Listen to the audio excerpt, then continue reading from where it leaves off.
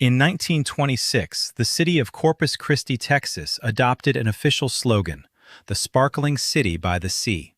They printed it on welcome signs, stamped it on tourism pamphlets, and painted it across the water tower that greeted every driver coming south on Highway 181.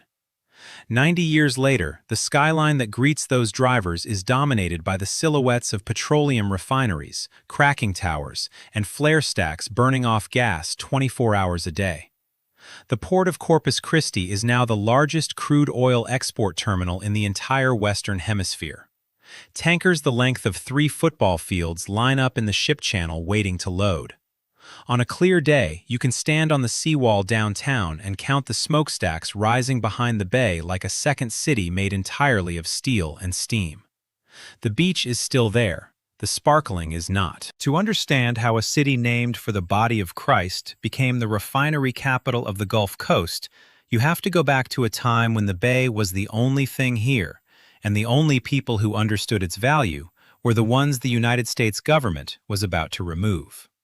Corpus Christi Bay is a shallow, crescent-shaped body of water on the southern Texas coast, separated from the Gulf of Mexico by a chain of barrier islands so low and narrow that a strong tide can wash across them.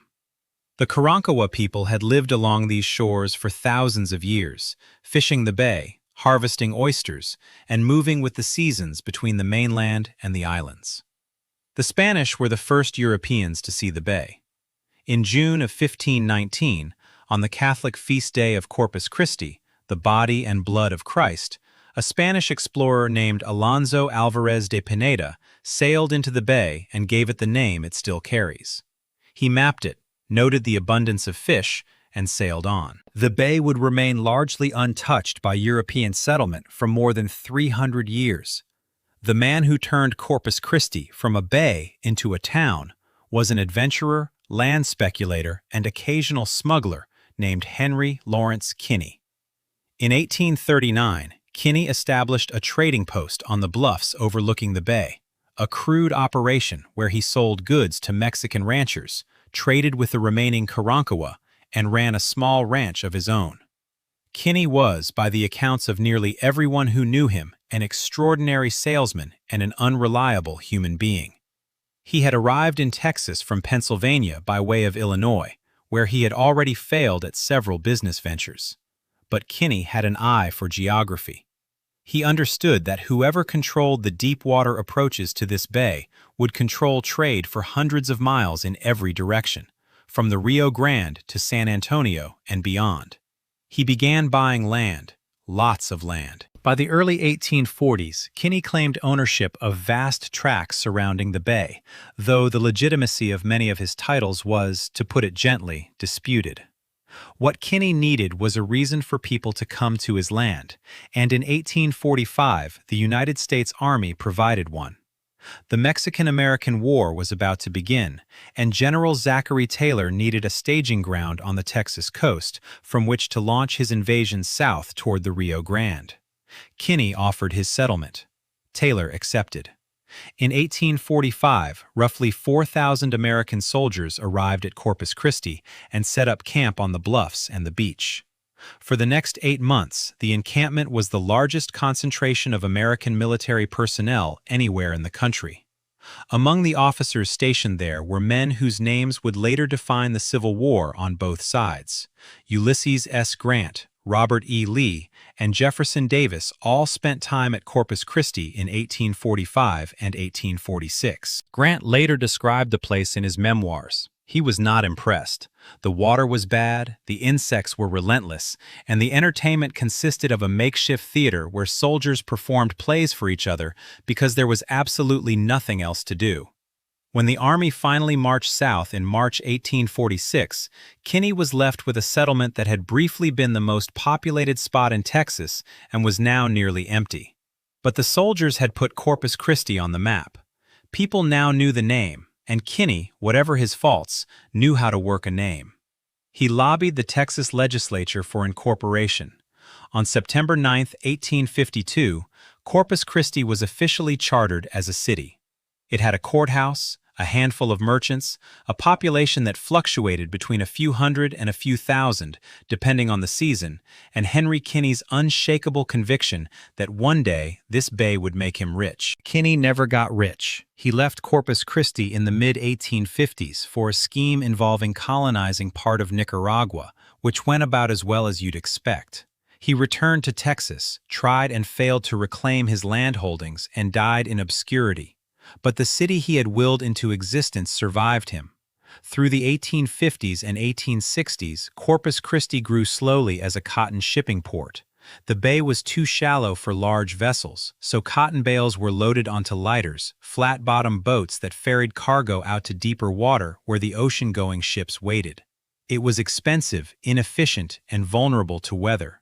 A single norther could shut down operations for days. The Civil War brought Confederate military activity. Union blockade ships patrolled offshore. Trade ground to a halt. After the war, the cattle industry replaced cotton as the economic engine. Corpus Christi became a processing and shipping point for the vast ranches of South Texas, the King Ranch and the Kennedy Ranch among them. Cattle were driven to the coast, slaughtered in packing houses near the bay, and the hides and tallow shipped out through the shallow channel. But the city's ambitions always outran its infrastructure. The bay was too shallow. The channel was too narrow. The railroad arrived late, not until 1881, when the San Antonio and Aransas Pass Railway finally connected Corpus Christi to the interior. And even then the town remained a secondary port, overshadowed by Galveston to the north and Brownsville to the south. By 1900, Corpus Christi had a population of roughly 4,700. It was, by any honest measure, a small, hot, buggy Texas coastal town with a beautiful bay and not much else. What changed everything was a storm that didn't hit Corpus Christi. On September 8, 1900, the deadliest natural disaster in American history struck Galveston, Texas. A hurricane with winds exceeding 140 miles per hour drove a storm surge across the island, killing between 6,000 and 12,000 people and destroying nearly every structure in the city. Galveston, which had been the richest city in Texas, the Wall Street of the Southwest, the port through which more cotton moved than any other in the world, was shattered overnight. The disaster triggered a fundamental rethinking of where Texas should build its coastal infrastructure. Houston dredged the Houston Ship Channel and stole Galveston's port traffic, and Corpus Christi, 200 miles down the coast, suddenly looked like a viable alternative. If Galveston could be destroyed in a single night, perhaps the future of Texas shipping lay farther south, behind the barrier islands, in the protected waters of Corpus Christi Bay. The timing was remarkable. In January 1901, 4 months after the Galveston hurricane, the Spindletop gusher erupted near Beaumont, Texas, launching the Texas oil boom. Within a decade, petroleum exploration had spread south along the Gulf Coast. Refineries began appearing in the flat, marshy lands surrounding Corpus Christi Bay. The oil industry didn't just arrive in Corpus Christi, it moved in, unpacked, and never left. The first major refinery complex was built in the early 1900s on the north shore of the bay. Others followed through the 1910s and 1920s. The infrastructure was ideal: flat land for tank farms, deep water access for tankers, proximity to the oil fields of South Texas, and a political climate in Texas that welcomed industrial development with minimal regulation and maximum enthusiasm.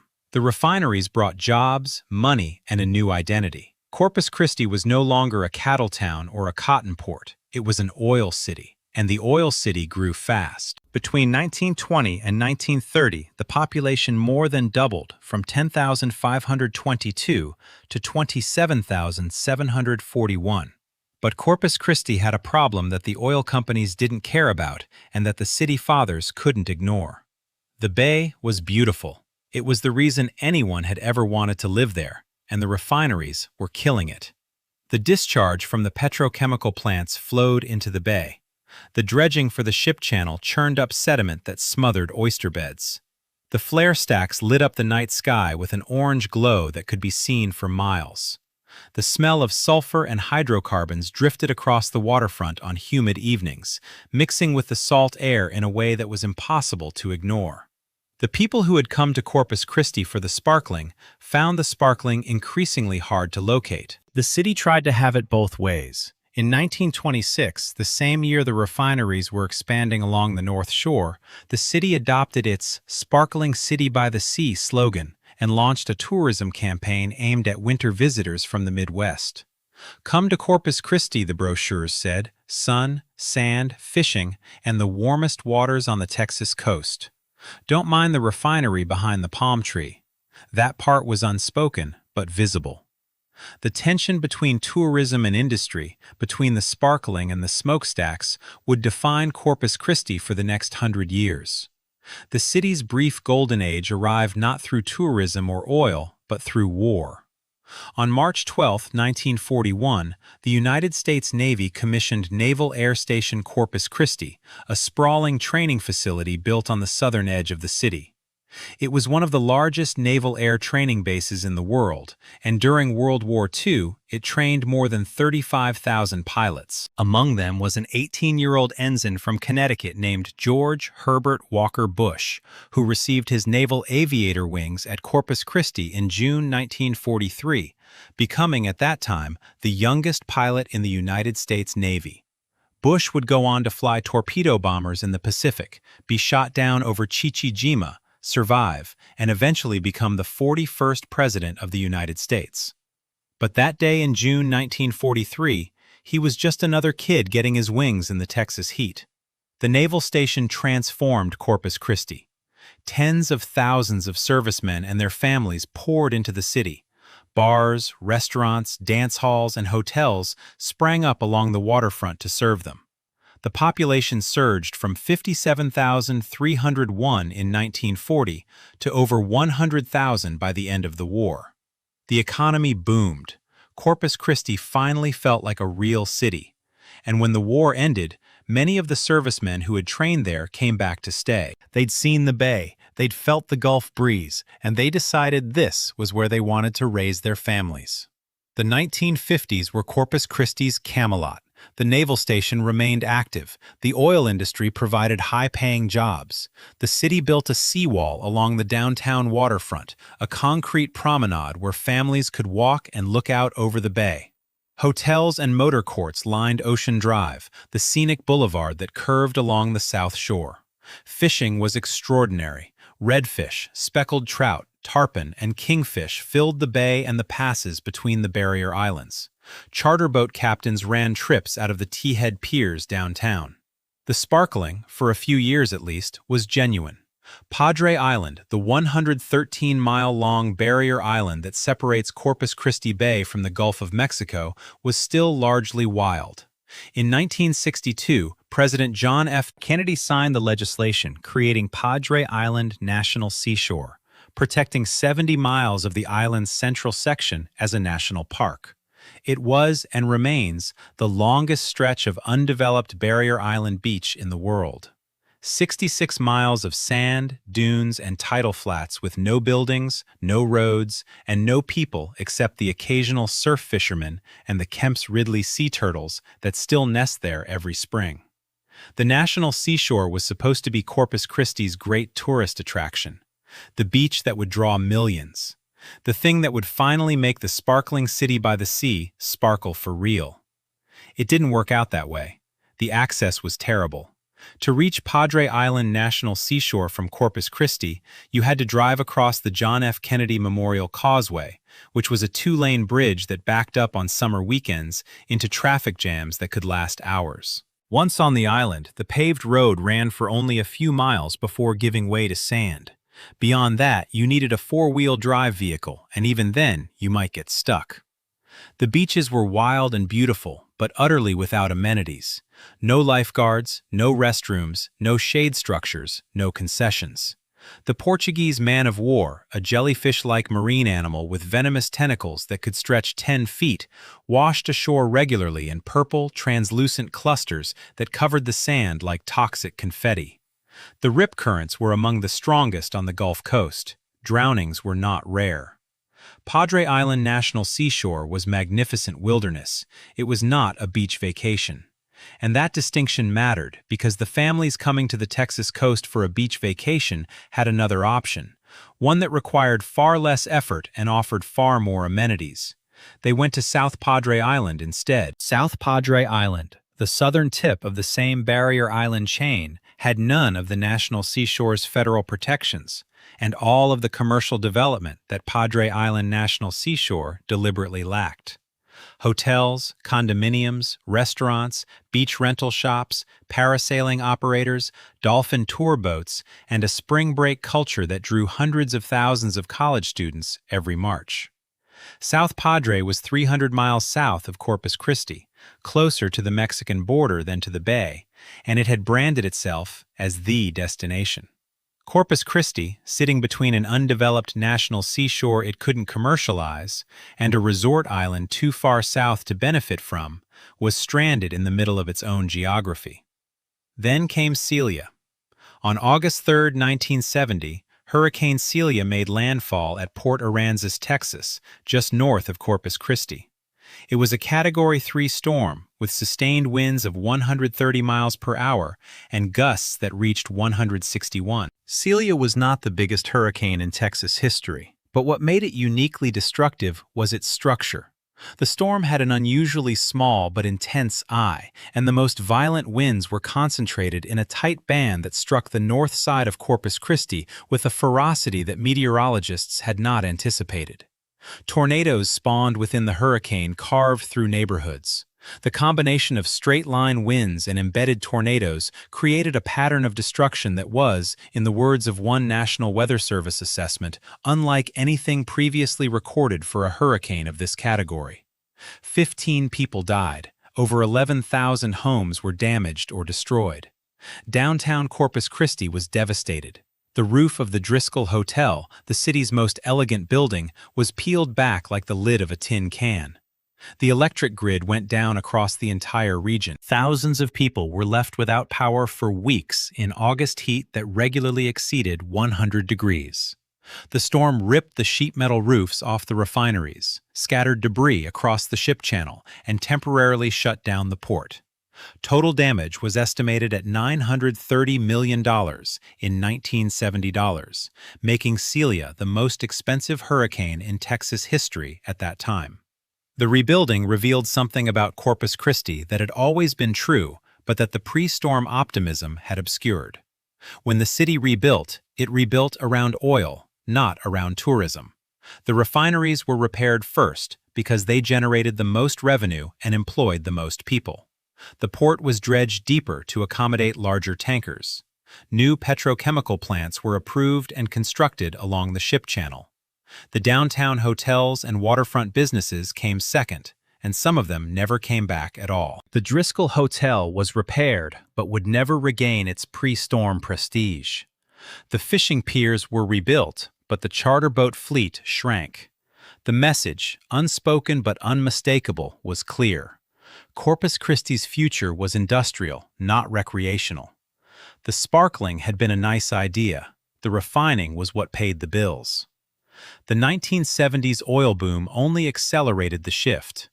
When OPEC's oil embargo sent petroleum prices soaring in 1973, every refinery in Corpus Christi went into overdrive. New plants were built, existing ones expanded.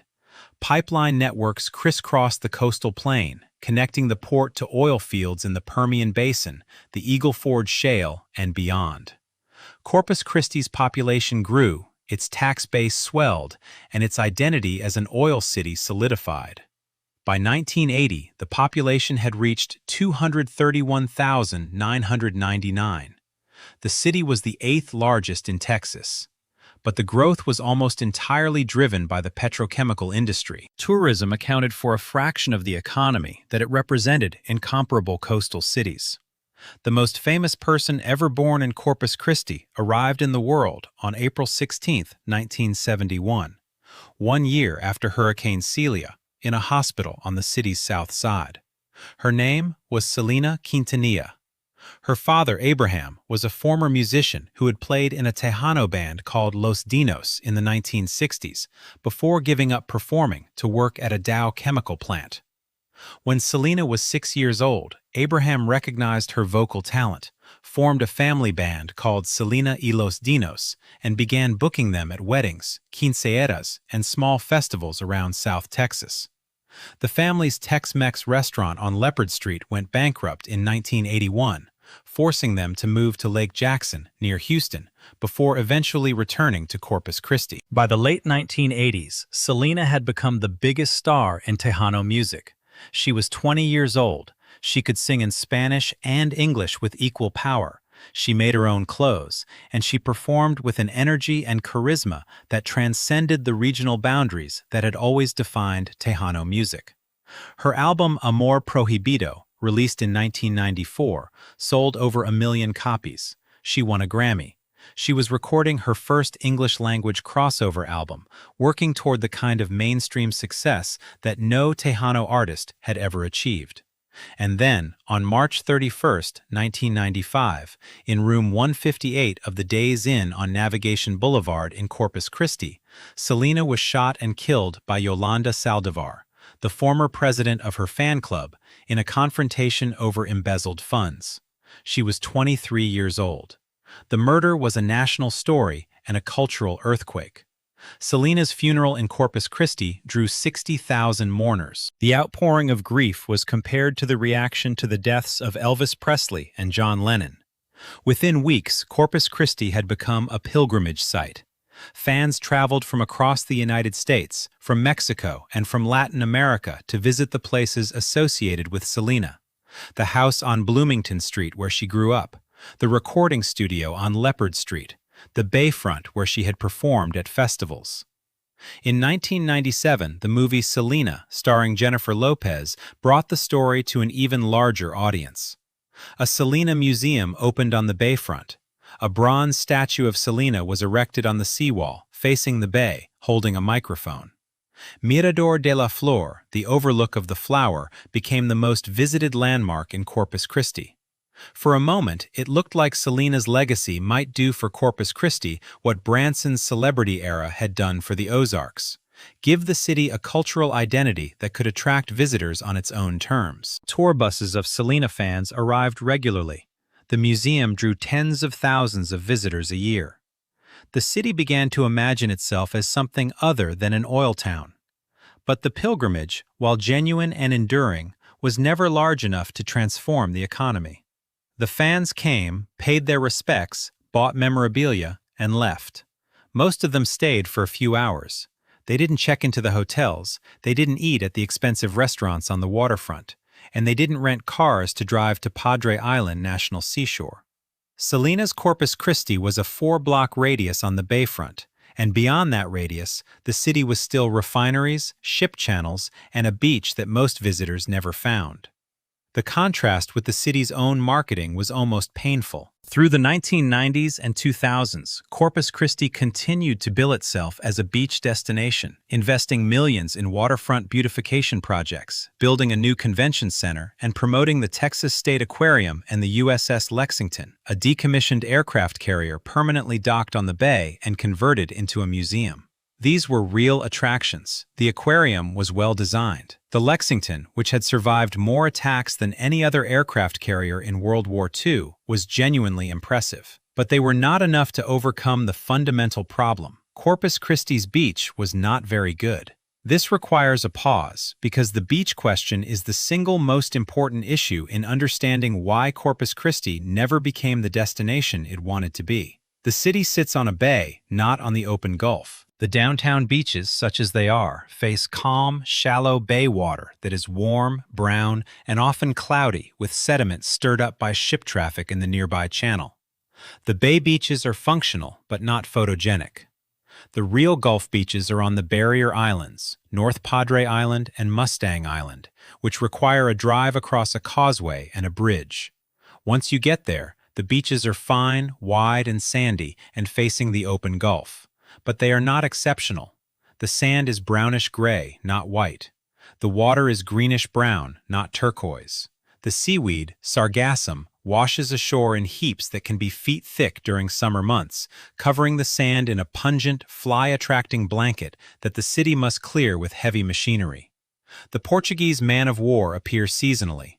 The rip currents are dangerous, and always, if you turn your head to the north, you can see the refinery flare stacks across the bay. Compare this to the competition. South Padre Island, at the southern tip of the Barrier Island chain, has cleaner sand, clearer water, and a resort infrastructure built specifically for tourists. Galveston, to the north, has a historic downtown, a pleasure pier, and a cruise terminal. And for any Texan willing to drive an extra 4 or 5 hours or book a cheap flight, there are the beaches of the Florida Panhandle, Destin and Panama City and Pensacola, with white sugar sand and emerald water that makes anything on the Texas coast look like a mudflat. Corpus Christi's tourism industry has always been fighting uphill, and the hill keeps getting steeper. The city's economic trajectory in the 21st century has been defined almost entirely by oil. The discovery and exploitation of the Eagle Ford Shale, a vast oil and gas formation stretching across South Texas, triggered a production boom beginning around 2008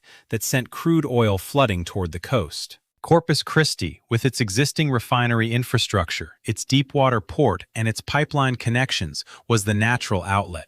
The port of Corpus Christi, which had already been one of the busiest in Texas, underwent a massive expansion.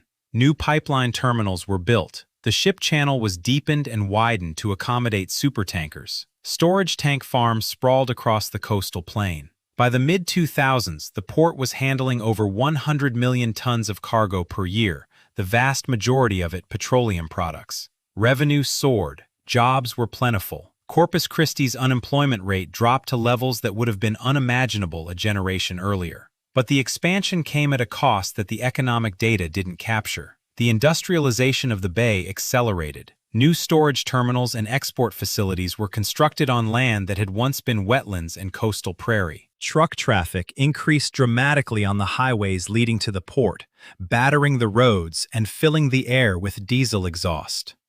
The ship channel, which cuts through the heart of the bay, saw a constant stream of tanker traffic that generated noise, pollution, and the risk of spills that hung over the community like a permanent low-grade anxiety.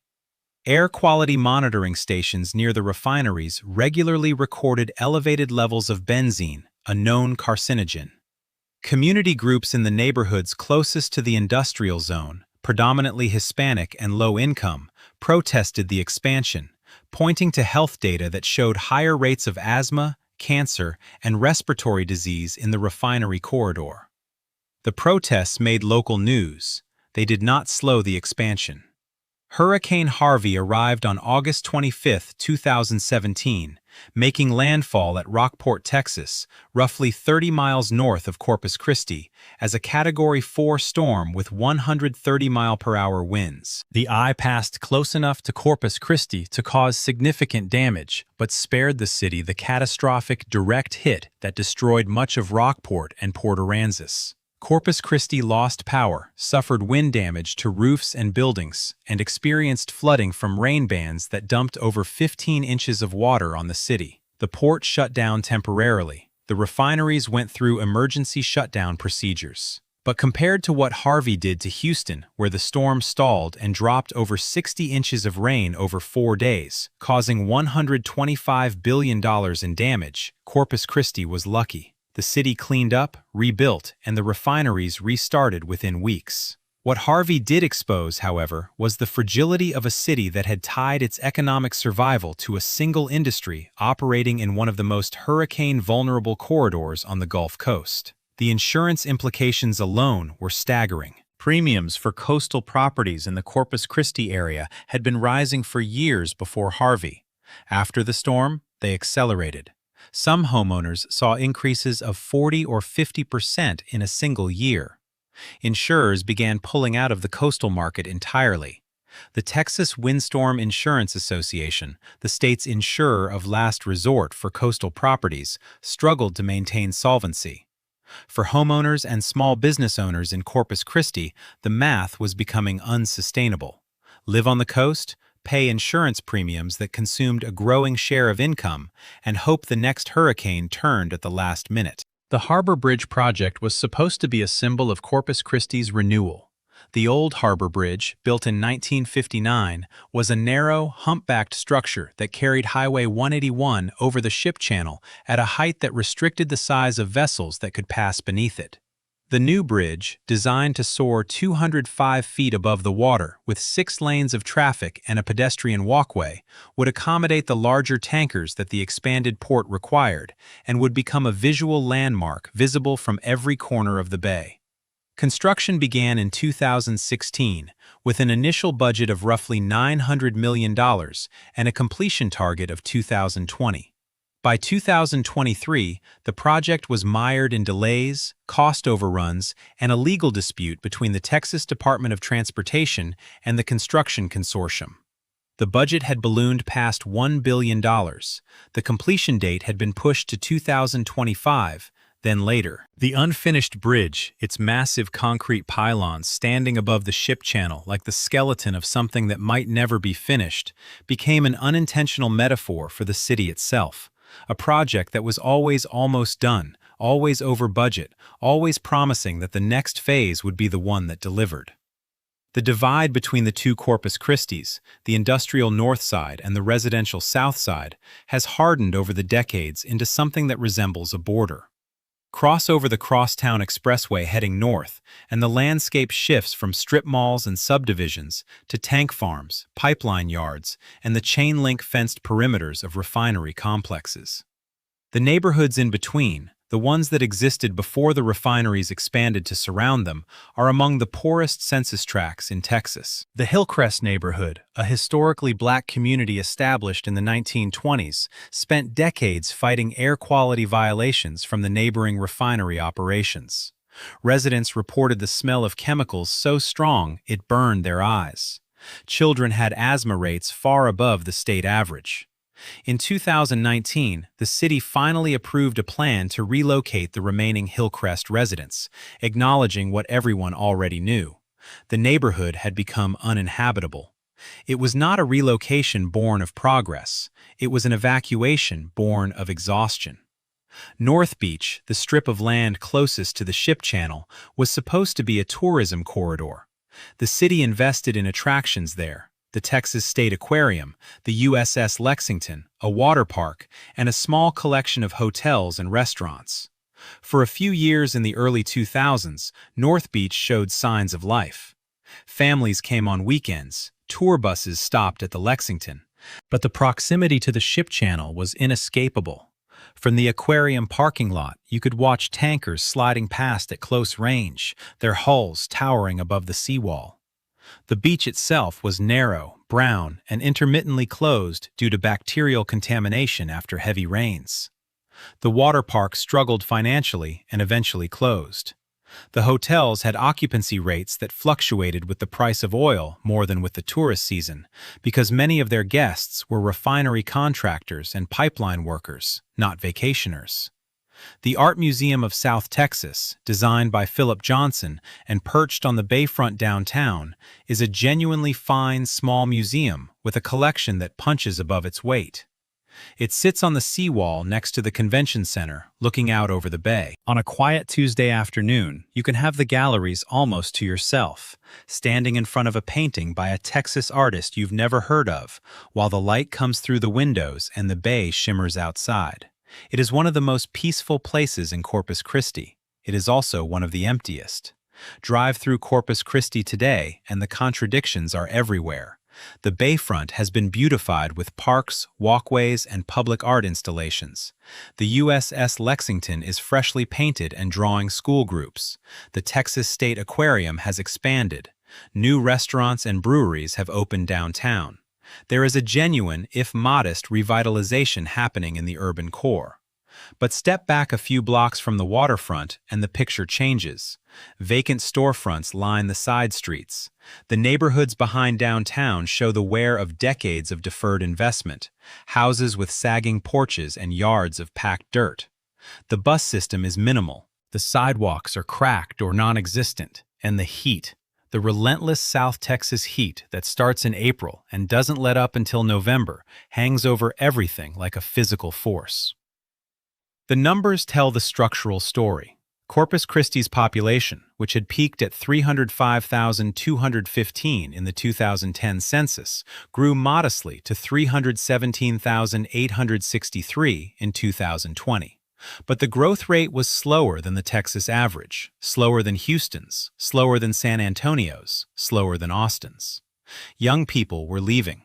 The city's median household income lagged behind the state median. The poverty rate was higher than the state average. The public school system, Corpus Christi Independent School District, was struggling with enrollment declines and budget pressures. The tourism data was equally telling.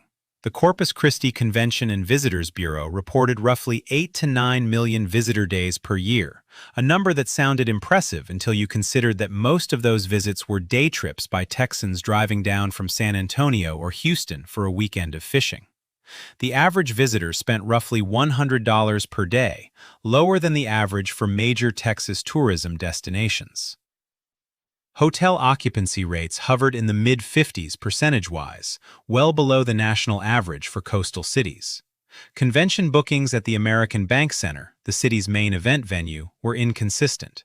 The big spenders, the tourists who might stay a week, eat at expensive restaurants, and rent a boat for deep-sea fishing, were going to South Padre, to Galveston, or to Florida. They were not coming to Corpus Christi. And the wind. Nobody talks enough about the wind. Corpus Christi is one of the windiest cities in the United States.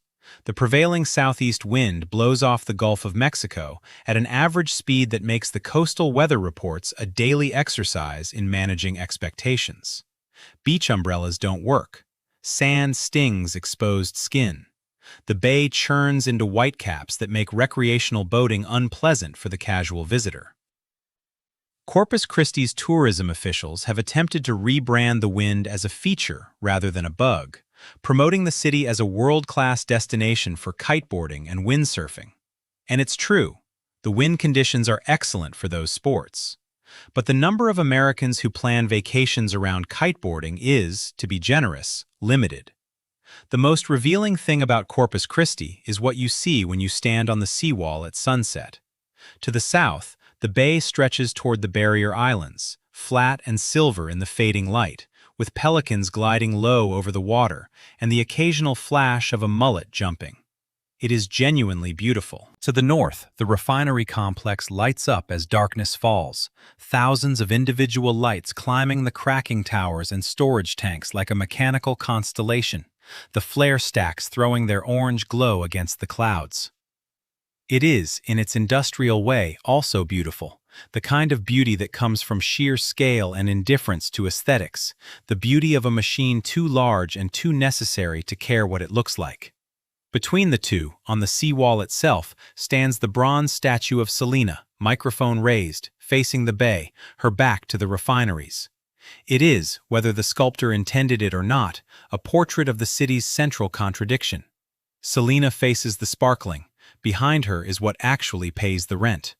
The sparkling city by the sea still uses the slogan. You can still see it on signs and marketing materials, though the city's branding has shifted in recent years toward Corpus Christi, Gulf Coast capital, and other variations that acknowledge, at least implicitly, that the sparkling is aspirational rather than descriptive. The Convention and Visitors Bureau pushes fishing, birding, the National Seashore, the Lexington, the aquarium, Selena. They push hard, and for a certain kind of visitor, the offer is genuine. Corpus Christi is an honest city. It does not pretend to be something it is not, at least not very convincingly. The fishing is legitimately world-class. The birding is spectacular, with the area hosting more species than almost any comparable stretch of coast in North America. The National Seashore is one of the last wild beaches on the Gulf. The Selena pilgrimage is authentic and moving. The Lexington is worth the visit. But Corpus Christi will never be what it imagined itself becoming in 1926, when it adopted that hopeful slogan. It will never be a premier beach destination because its beaches are not premier beaches, and the refineries that pay for the city's existence ensure that the bay will never sparkle the way the brochures promised. The sparkling was always a wish. The oil was always the reality.